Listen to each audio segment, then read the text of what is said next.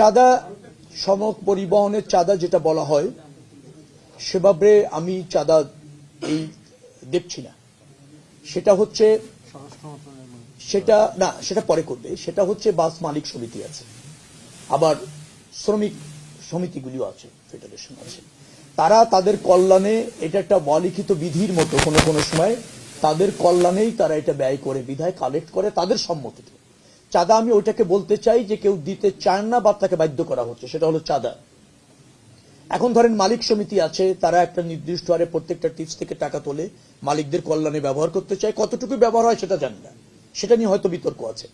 কিন্তু তারা এই সমঝোতার ভিত্তিতে, আবার শ্রমিক কল্যাণ ফেডারেশন এরকম অনেক সংস্থা ওরা আছে, তো তারা এটা সমঝোতার ভিত্তিতে এরকম ভাবে করে। সেখানে আবার প্রাধান্য পায় যখন যার প্রভাব থাকে ওই মালিকদের মধ্যে, অথবা দলের প্রভাবও থাকে, যে দল ক্ষমতায় থাকে সেই দলের শ্রমিক সংগঠনদেরও একটা আধিপত্য থাকে, এটা আছে। কিন্তু এইটা চাঁদা আকারে আমাদের কাছে দেখার সুযোগ হচ্ছে না, কারণ তারা সমঝোতার ভিত্তিতে করছে। চাঁদাবাজি এরকম যদি কেউ করতে আসে তার কোনো সুযোগ নেই, কোনো সুযোগ নেই। আজ আমরা 4টি মন্ত্রণালয়ে গিয়েছি, 4টি। প্রথমে গিয়েছি সেতু মানে ব্রিজ সেতু ভবনে গিয়েছি, তারপর আমরা রেল ভবনে গিয়েছি। সেখানেও তাদের দায়িত্বশীল যারা আছেন, যারা বিভাগকে ফাংশন করাচ্ছেন, সরকারের বা রাষ্ট্রের হয়ে কাজ করছেন, রাষ্ট্রের প্রতিষ্ঠান হিসেবে কাজ করছেন, মন্ত্রণালয় হিসেবে কাজ করছেন, বিভাগ হিসেবে কাজ করছেন, তাদের কাছ থেকে বেশ কিছু জিনিস জ্ঞাত হয়েছে। সমস্যা, সম্ভাবনা, প্রতিবন্ধকতা, এবং কিভাবে এটাকে আরো বেশি জোরালো করা যায়, শক্তিশালী করা যায়, জনবান্ধব করা যায়, আরো বেশি করা যায়, মানে প্রশাসনটাকে স্বচ্ছ করা যায়, জবাবদিহিমূলক করা যায়, সেই সব বিষয়ে তাদের পরামর্শ শুনেছি। তো আমরা মনে করছি যে আকাঙ্ক্ষা নিয়ে এদেশের মানুষ এই সরকার অর্থাৎ বাংলাদেশ জাতীয়তাবাদী দলের প্রতি আস্থা রেখে জনরায় দিয়েছিল, এবং তার পরিপ্রেক্ষিতে যে সরকার গঠিত হয়েছে তাদের বিশেষ প্রত্যাশা রয়েছে জনগণের, এবং বিশেষভাবে কাজ করারও প্রয়োজন রয়েছে রাষ্ট্রের। প্রথমে 17 বছর একটা ফ্যাসিবাদী শাসন চলেছে, মানুষ অধিকার থেকে বঞ্চিত হয়েছে, রাষ্ট্র সরকার একাকার হয়ে গিয়েছে। শুধু রাষ্ট্র এবং সরকার না, রাষ্ট্র সরকার এবং একটি দল একাকার হয়ে গিয়েছে, জনস্বার্থ রক্ষিত হয়নি। স্বেচ্ছাধীন ছিল প্রতিষ্ঠানগুলি, সরকার এবং রাষ্ট্রীয় প্রতিষ্ঠানগুলি, একটা দলের পারপাস সার্ভ করেছে এরকম বলতে পারে। তো সে পরিস্থিতির অবসান হয়েছে। গত 18 মাস একটা অন্তর্বর্তীকালীন সরকার ছিল, তারা রুটিন কাজটাই বেশি করেছে। তাদের লক্ষ্য ছিল কিছু সংস্কার, বিচার এবং একটা ভালো নির্বাচন। তো ডেফিনেটলি একটা ভালো নির্বাচন করে তারা তাদের সফল পরিসমাপ্তি ঘটিয়েছে। এখন একটি নির্বাচিত সরকার আছে। নির্বাচিত সরকারের প্রধানমন্ত্রী হচ্ছে দেশের গণমানুষের নেতা জনাব তারেক রহমান, তিনি প্রধানমন্ত্রী, এবং তিনি আমাদের এই 3 জনের উপর আস্থা রেখে 3টি মন্ত্রণালয়, আবার প্রখ্যাতরে এরকমও বলা যায় 4টি মন্ত্রণালয়, কারণ 4 জন সচিব এখানে আছেন, তার দায়িত্ব রেখেছেন। তো সেই দায়িত্ব দেওয়ার পর আস্থা রেখেছেন, দায়িত্ব দিয়েছেন, আমরা কাজ করছি। আশা করছি যে এই মন্ত্রণালয়গুলি আগের যে কোনো সময় চেয়ে জবাবদিহি থেকে জন আকাঙ্ক্ষা ধারণ করে, মানুষের প্রয়োজন ধারণ করে নতুন ব্যবস্থাপনার মধ্যে মন্ত্রণালয়গুলি চলবে। এবং যারা এখানে ইতিমধ্যে আছেন, সচিব আছেন 2 জন এখানেই আছেন, এবং সিনিয়র সহকারী সচিব আছেন, অন্য মন্ত্রণালয় সচিবরা আছেন, তাদের সাথে কথা বলে মনে হয়েছে তারাও তাদের দক্ষতার, যোগ্যতার মাধ্যমে এই মন্ত্রণালয়গুলিকে আরো জোরালোভাবে ফাংশন করতে অঙ্গীকার করেছেন, এবং অঙ্গীকারাবদ্ধতা আছেন। কিছু প্রতিবন্ধকতা ছিল অতীতে, হস্তক্ষেপ ছিল, সীমাবদ্ধতা ছিল, যার ফলে হয়তো খুব ভালোভাবে ফাংশন করেনি, কিন্তু এখন থেকে নতুনভাবে ফাংশন করবে। অনেক সমস্যা আমরা চিহ্নিত করেছি, অনেক প্রস্তাবনাগুলি আমাদের কাছে আছে। আজকে মনে হয় 2য় দিন আমাদের এখানে আসা। আমার মনে হয় যে যদি আপনাদের আমরা এটুকু বলতে চাই যে আমরা খুব ভালোভাবে শুরু করতে পেরেছি এবং খুব ভালোভাবে এগোতে পারবো বলে মনে করছি। সবকিছু এখনো পর্যন্ত আমরা জ্ঞাত হতে পারিনি। তো যেখানে যেখানে মনে করা হয়েছে যে না এখন সিদ্ধান্ত নেওয়া যায়, ইতিমধ্যে আমরা সেই সিদ্ধান্তগুলি নিতে চলেছি, বলবো আমি নিয়েছি, আমি এটা বলবো না, নিতে চলেছি। প্রধানমন্ত্রী এই পর্যন্ত মনে হয় আজকে নিয়ে 2 বার আমাদের সাথে বসলেন। কালকে রাত্রে আমাদের 3 জনকে ডেকে এনে আবার কথা বলেছেন, নির্দেশনা দিয়েছেন। সেভাবে আমরা এগোচ্ছি। আশা করছি যে ভালো ব্যবস্থাপনা প্রতিষ্ঠিত হবে ইনশাআল্লাহ এই নতুন সরকার হাত ধরে অথবা নতুন সরকারের যাত্রার মধ্যে দিয়ে। ওখানে আমাদের খাল খননের যে সিদ্ধান্ত হয়েছে, খাল খননের সাথে যুক্ত 4টি মন্ত্রণালয়, সেই 4টা মন্ত্রণালয়ে প্রধানমন্ত্রীর কার্যালয়ের তদারকিতে সম্ভবত সর্বশেষ হচ্ছে পানি সম্পদ মন্ত্রণালয়কে প্রধান করে পরিবেশ, পানি সম্পদ, কৃষি, এলজিআরডি, এই 4টি মন্ত্রণালয়ের সমন্বয়ে, কারণ এখানে অনেকগুলি বিষয় আছে। খাল দখল হয়েছে, তো সেই খালগুলি, ওই খালটি ওই জায়গা কার দখল, মানে কাদের, তারা ওটাকে ভ্যাকান্ট করার রাখে, অন্য মন্ত্রণালয় করতে পারবে না। তো ওই 4টা মন্ত্রণালয় সমন্বয় করে যেখানে খালগুলি দখল হয়েছে আগে দখল মুক্ত করতে হবে, যেখানে পুনর্খননের প্রয়োজন সেখানে পুনর্খনন করতে হবে, যেখানে ধরেন বর্জ্য গিয়ে পুনর্খনন করছেন, একটু পরে আবার গিয়ে বর্জ্য পড়ে সেটা অব্যবহারযোগ্য হয়ে যাচ্ছে, আবার ভরাট হয়ে যাচ্ছে, তো সেখানে আবার বর্জ্য ব্যবস্থাপনা আধুনিকীকরণ করা অথবা খালটা যাতে তাড়াতাড়ি ভরাট না হয়ে যায়, নিয়মিত মেইনটেন্স করার যে বিষয়গুলি আছে সেইগুলি নিয়ে 7 দিনের মধ্যে একটা কর্ম পরিকল্পনা দাঁড় করাতে বলা হয়েছে। 7 দিন পর থেকে ওইটার কার্যকরী করার জন্য প্রয়োজনীয় পদক্ষেপ নিয়ে যারা দায়িত্বশীল আছেন তারা কর্ম পরিকল্পনা নিয়ে কাজ করবেন। যেমন উনি রেলটাকে সম্প্রসারণ করতে চান, রেলের সেবা এটা প্রতিষ্ঠিত করতে চান, আবার প্রসারিত করতে চান প্রথমত। দ্বিতীয়ত হচ্ছে আমাদের দেশেই আমাদের ইঞ্জিন তৈরি করা যায় কিনা, অথবা আমাদের যে বগিগুলি আছে সেটা মেনটেন করা হয় কিন্তু সেটা তৈরি করা যায় কিনা সে ব্যাপারেও উনি বলেছেন, কারণ এটা অনেক ব্যয়বহুল হয়। আবার ধরেন যেটাকে বলা হয় দীর্ঘসূত্রিতা আছে এগুলি ইম্পোর্ট করার জন্য, ইঞ্জিন আসছে বগি আসছে না, বগি আসছে বা রেল লাইন হচ্ছে না, রেল লাইন অনেকটা বানানো হয়েছে কিন্তু সেই অনুপাতে রেল চালু করা যাচ্ছে না। এই যে সমন্বয়হীনতা, সেগুলিকে কিভাবে দ্রুততম সময়ের মধ্যে দেশের সক্ষমতা কিভাবে বাড়ানো যায় আর সমন্বয় করে কিভাবে এটাকে সেবার মান দীর্ঘসূত্রিতা বলতে আমি বুঝাচ্ছি, ধরেন এমনও আছে যে কাজটি একসাথে টেন্ডার হলে করা যেত একত্রে, কিন্তু একটা টেন্ডার এখন হয়েছে, আরেকটা 6 মাস পরে হয়েছে, আরেকটা 1 বছর পরে হয়েছে, তখন অলরেডি লাইন হয়ে গিয়েছে, ট্রেন লাইন, কিন্তু ইঞ্জিন আসছে বগি নেই, বগি আসছে ধরেন ইঞ্জিন নেই, এরকম একটা সমন্বয়হীনতা। তো সেটাকে একটু কমপ্লিটলি করার, আর হচ্ছে চিটাগাং থেকে ঢাকার দূরত্ব কি ঠিক আছে, কিন্তু অল্প সময়ের মধ্যে কিভাবে এটা করা যায়। তারপর প্রথম শ্রেণী দ্বিতীয় শ্রেণীর যে সমস্ত টিকিট কেটে মানুষ যাত্রী সেবা পাচ্ছে না, একেবারে জরাজীর্ণ অবস্থা, বসার মতো পরিবেশ নেই। এই ঈদের সময় গিয়ে 25% টিকিট বেশি দেওয়া হয় যাত্রীদের লাঘব দূর করার জন্য, কারণ প্রচুর যাত্রী যেতে চায়, কিন্তু তারা গিয়ে আবার প্রথম শ্রেণী সহ এসি রুমে ঢুকে যার মতো দখল করে বসে আছে, কেউ তাদের নিয়ন্ত্রণ করতে পারছে না। এটা স্বেচ্ছাচারিতার মাধ্যমে একটা চাপ তৈরি হয় রেলের প্রতি। সেইগুলি কিভাবে ম্যানেজ করা যায় সেগুলি প্রধানমন্ত্রী নিজে বলেছেন। উনি রেলটার উপর খুব গুরুত্ব দিয়েছেন এবং অন্যান্য আমাদের মন্ত্রণালয় যে সমস্ত জায়গাগুলিতে কাজ করার সুযোগ আছে উনি জ্ঞাত আছেন, সে ব্যাপারে আমাদেরকে দ্রুততম সময়ের মধ্যে প্রয়োজনীয় পদক্ষেপ নিতে নির্দেশ দিয়েছেন। তার মধ্যে হচ্ছে সড়কের শৃঙ্খলা ফিরিয়ে আনা, সড়ক মানে পরিবহনে শৃঙ্খলা ফিরিয়ে আনা। তারপর হচ্ছে কিছু কিছু বাজার আশেপাশে এরকম ভাবে হয়েছে যার ফলে সেখানে মেইনটেন্স করা কষ্ট হচ্ছে। ওই জায়গায় গেলে আপনি যাচ্ছেন ফাঁকা রাস্তা, কিন্তু বড় বড় মহাসড়কের উপরই বাজার বসে গিয়েছে, সেখানে গিয়ে আর আপনি যানজটে আটকে যাচ্ছেন, বিশৃঙ্খলা আছে, টেম্পু এনে অথবা ইঞ্জিন চালিত যে সমস্ত এলাকার যানজট তৈরি করা হচ্ছে সেইগুলির মধ্যে একটা শৃঙ্খলা নিয়ে আসা আমাদের তাদের আদায় করা হয়নি। কি বলে না না না কি বলে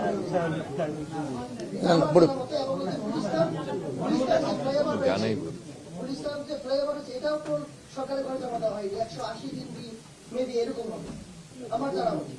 না, আমার এরকম জানা নেই।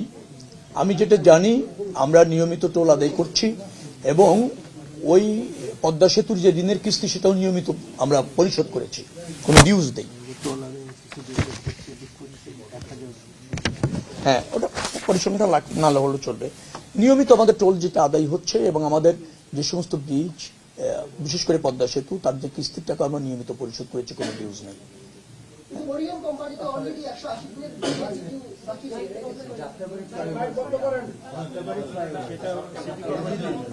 ওটা সিটি কর্পোরেশনের অধীন, আমাদের অধীন।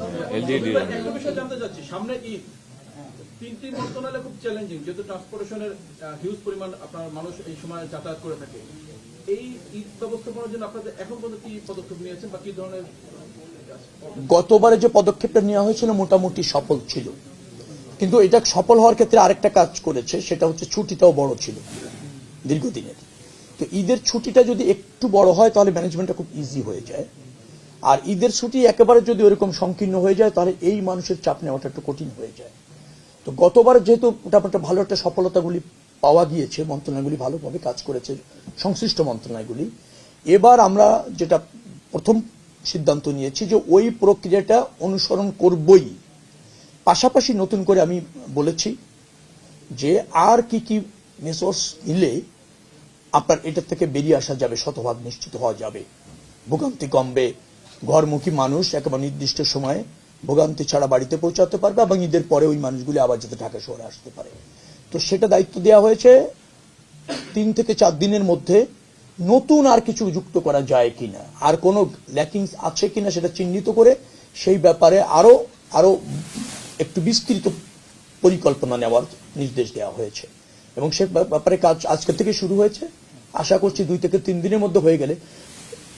আমি আবারও বলি, গতবার যেটা হয়েছিল সেটা ভালো, কিন্তু সেই ভালোটা আরো বেশি ভালো হয়েছিল, ছুটিটা বড় ছিল। তো এবার আমরা ওই পদক্ষেপগুলি রাখছি, পাশাপাশি আরো কিছু পদক্ষেপ যুক্ত করতে চাইছি। যেগুলি যুক্ত করতে চেয়েছি সেগুলি এখনো চিহ্নিত হয়নি, 2 থেকে 3 দিনের মধ্যে চিহ্নিত হলে সেগুলি নিয়ে আমরা কাজ করব। আশা করছি যে আপনাদের নিরাপদে বাড়ি পাঠাতে আমরা সক্ষম হব। আর ছুটির ব্যাপারটা এখানে একটা খুব গুরুত্বপূর্ণ বিষয়, সেক্ষেত্রেও কোনো কিছু করা যায় কিনা আরো হয়তো 5-7 দিন 10 দিন গেলে আমরা এটা বিস্তৃতভাবে চিন্তা করব। না, আমি কিছুটা বলেছিলাম আপনাকে মনে হয়, যে রেল সংযোগ রেল লাইন তৈরি হয়েছে, কিন্তু এটা চালু করবার জন্য পর্যাপ্ত ইঞ্জিন এবং হচ্ছে যে বগিগুলি থাকা দরকার আছে সেইগুলি এখনো পর্যন্ত আসেনি। ওই যে সিমিলার না, মানে একটার সাথে একটা বিচ্ছিন্ন, এটা একটা বড় সমস্যা। অর্থ ব্যয় হয়েছে কিন্তু সুফল মানুষ পাচ্ছে না, অপচয় হয়েছে। যা স্বেচ্ছাচারিতা তো ছিল, এটা তো সবাই জ্ঞাত, আপনারা স্বেচ্ছাচারিতা ছিল, সেখান থেকে আমরা ওইটাকে একটা আপনার শৃঙ্খলার মধ্যে নিয়ে আসছি, সিমিলার করার চেষ্টা করছি আমরা। সিমিলার যে একটা রেল সংযোগ হলে রেল লাইনটা হয়ে যাওয়ার পর সাথে সাথে যাতে ওখানে রেল চালু করা যায়, তার জন্য প্রয়োজনীয় রেল মানে ব্যবস্থাপনার, বিশেষ করে ইঞ্জিন, তারপর হচ্ছে আপনাকে একটা বগি তো বলছেন, হ্যাঁ, এই জায়গাগুলি যদি সাফিসিয়েন্ট থাকে, রেল লাইনটা হয়ে গেল, সাথে সাথে আমরা ট্রেনটা চালু করে দিতে পারি, সেই জায়গাগুলি আমরা সমন্বয় করার চেষ্টা করছি।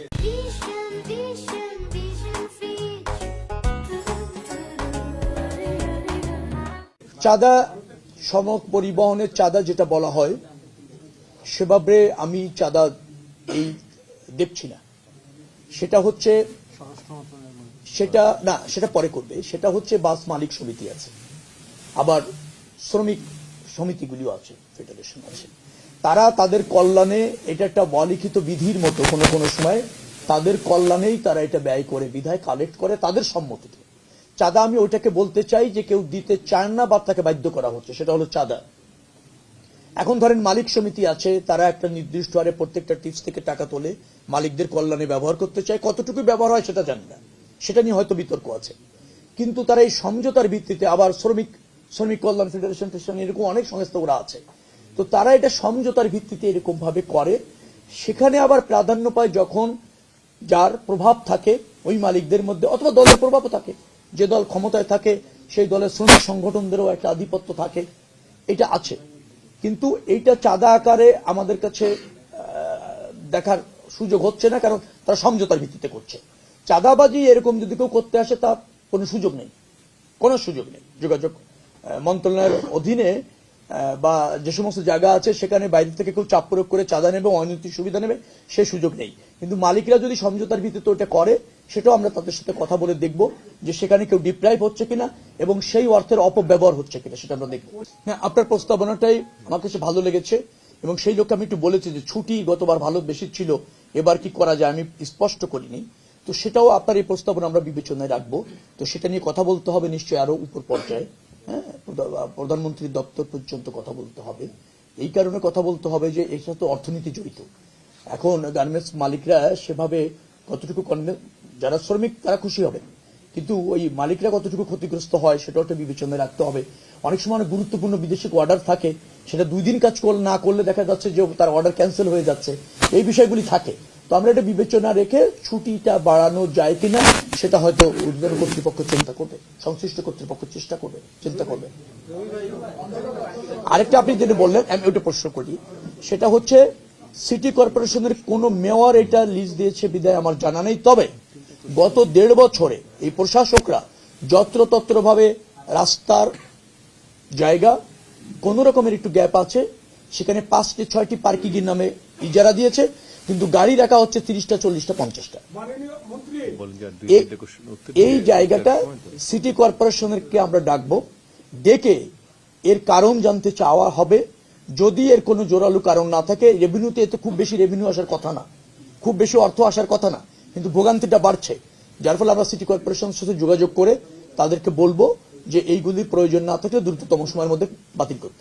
এটার একটু পরীক্ষা নিরীক্ষা করা হচ্ছে, এটার ব্যয়, এটার যাত্রী নিরাপত্তা ইত্যাদিতে বিষয় একটু পরীক্ষা নিরীক্ষা চলছে। আমার ধারণা হচ্ছে যে আপনারা এটা আরো 15 ডেজ অপেক্ষা করলে প্রকৃতপক্ষে কি করলে দেশের স্বার্থ রক্ষা হয় এবং আমরা লাভবান হতে পারি সেগুলি সব বিবেচনা করেই উইদিন 15 ডেজের মধ্যে একটা সিদ্ধান্ত আসবে। রিক্সা বন্ধ করা একান্তই প্রয়োজন, কিন্তু পদক্ষেপটা এই মুহূর্তে 2 দিনে পদক্ষেপের ব্যাপারে কোনো সিদ্ধান্ত নেওয়ার উদ্যোগ নেওয়া হয়নি এখনো পর্যন্ত।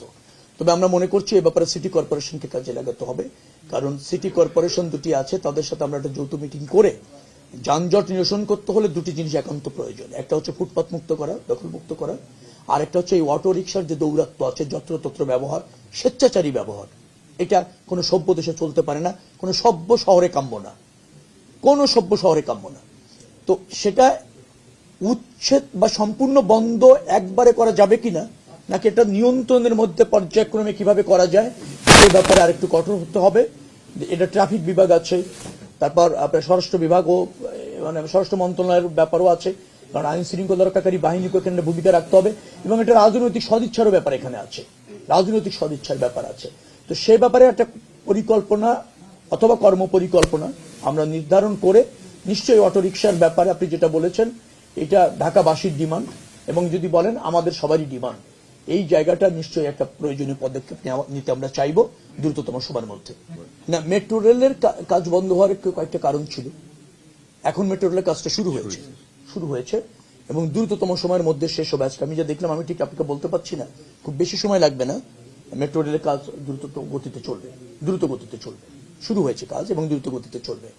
আর আপনি যেটা বলছিলেন যে বিআরটি যেটা বলছিলেন, এই প্রকল্পটি রাষ্ট্রবান্ধব হয়নি, এই প্রকল্পটি কোনো ব্যক্তি বা গোষ্ঠীর স্বার্থে হয়েছে প্রাথমিকভাবে আমাদের কাছে যা মনে হয়েছে। কারণ 12-14 লেনের রাস্তা ছাড়া মাঝখানে 2টি লেনকে এরকম ভাবে ব্যবহার করার নজির পৃথিবীর কোথাও নেই, কিন্তু কোনো একটা গোষ্ঠী অথবা রাষ্ট্র তাদের স্বার্থে এই প্রকল্পটা নেওয়া হয়েছিল। এইটা কন্টিনিউ করা বেশ কঠিন, তবে এটা এই মুহূর্তে বন্ধ হচ্ছে এই কথা বলাটাও কঠিন, কারণ আপনারা ভালো জানতে চান, যে কোনো মুহূর্তে জানতে পারলে তো ভালো, কিন্তু একটা ব্যবস্থাপনার মধ্যে অনেক কিছু বিবেচনায় রাখতে হয়। একটা জিনিস ইচ্ছা করলেই আপনি যে কোনো সময় বন্ধ করতে পারেন না, তারও একটা প্রসিডিউর আছে। তো আমাদের সরকার যেহেতু গঠিত হয়েছে আজকে 2য় দিন মাত্র বলতে গেলে, তো আমার ধারণা হচ্ছে যে ওই প্রকল্পটা নিয়ে আমি যতটুকু জেনেছি সরকারের খুব একটা আগ্রহ নেই, অথবা মন্ত্রণালয়েরও খুব একটা আগ্রহ আছে নেই। কিন্তু এই আগ্রহ যে নেই, সেই আগ্রহ নেই, সেখান থেকে বেরিয়ে আসার জন্য অনেক টাকা ব্যয় হয়েছে, সেটা আবার ধরেন ঋণ আছে, সেটা কিভাবে অ্যাডজাস্ট করা যাবে, অর্থনীতির উপর কতটা চাপ পড়ছে, এই জায়গাগুলি আমাদেরকে একটু আবার সেই বেরিয়ে আসার প্রক্রিয়াটা তো স্বচ্ছ হতে হবে, নতুবা আপনি তো আবার ক্ষতিগ্রস্ত হবেন, কারণ যে কোম্পানি করেছে সে আপনার বিরুদ্ধে মামলা ঠুকে দেবে, সে ক্ষতিপূরণ চাইবে। এই প্রক্রিয়া নিয়ে গুলি বেশ একটু জটিল এবং বেশ কিছুটা প্রসিডিউর মেনটেন করতে হয়, সে ব্যাপারে কাজ হচ্ছে। এটা তো অনেক বড় প্রশ্ন, আপনার অ্যান্সারও অনেক বড়। আমি খালি আপনাকে এটুকু বলি, না, যেখানে জনস্বার্থ থাকে সেখানে দলীয় স্বার্থ নগণ্য, এটা আপনাকে মাথায় রাখতে হবে আমাদের সবাইকে। অতএব দলীয় স্বার্থ এখানে প্রাধান্য পাওয়ার কোনো সুযোগ নেই। আপনি যেটা বলছিলেন, এই মন্ত্রণালয়গুলিতে দলীয় বা ক্ষমতাসীন দল যখন থাকে, তার রাজনীতির সাথে যারা যুক্ত থাকেন, বিশেষ করে শ্রমিক সংগঠনের, তাদের একটা প্রাধান্য, আধিপত্য বা কর্তৃত্ব ইত্যাদি ছিল বলবো, আগামীতে থাকবে না, আমি সেটা বলতে চাই আপনাদের কাছে। কারণ যেহেতু জনগণের স্বার্থ প্রাধান্য, আর আমরা যে তিনজন, আপনারা বলছেন 3টি মন্ত্রণালয়, অবশ্যই 3টি গুরুত্বপূর্ণ মন্ত্রণালয়, বড় মন্ত্রণালয়, এখানে হিউজ বাজেট আছে। যিনি আমাদের দায়িত্ব দিয়েছেন তিনি জেনে বুঝে দায়িত্ব দিয়েছেন। তিনি আমাদের বলেছেন যে আমাদের সততা আছে, তিনি বিশ্বাস করেন। তিনি বিশ্বাস করেন আমরা 3জন ইয়াং কর্মতৎপর মানুষ, তিনি বিশ্বাস করেন, যিনি এই সরকারের প্রধান। আরেকটা হচ্ছে যে আমাদের প্রজ্ঞা আছে, কমিটমেন্ট আছে। এটুকু বলতে চাই, রাজনীতিতে ছিল, সেটা তিনি দেখেছেন। রাষ্ট্র ব্যবস্থাপনায় থাকবেন, তিনি সেটা মনে করেন। তিনি যেটা মনে করেন সরকার প্রধান, তা আমরা বাস্তবায়ন করতে বদ্ধপরিকর। অতএব দুর্নীতিমুক্ত স্বচ্ছভাবে এই মন্ত্রণালয়গুলিকে ফাংশন করানোর যে আস্থা সরকার প্রধান আমাদের উপর রেখেছেন, প্রধানমন্ত্রী, তার অমর্যাদা আমরা করব না। আর জাতি এই সরকারের উপর যে আস্থা রেখে ভোট মেজরিটি দিয়েছে, তা কোনো অবস্থাতে অমর্যাদা হওয়ার সুযোগ নেই। অতএব আমরা মনে করছি যে ওই রাজনৈতিক প্রভাবের ঊর্ধ্বে থেকে আমরা রাজনৈতিক নেতা ছিলাম, কিন্তু এখন আমরা রাষ্ট্র ব্যবস্থাপনার সাথে জড়িত। রাষ্ট্রটা সবার, সব দলের, সব মানুষের।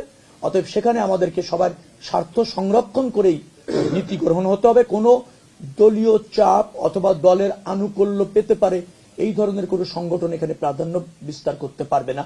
তবে তাদের কোনো ন্যায্য কিছু যদি থাকে, ডেফিনেটলি তারাও তো মানুষ, দল করা লোকও কিন্তু জনগণ, ততটুকু বিবেচনা পাবে মাত্র।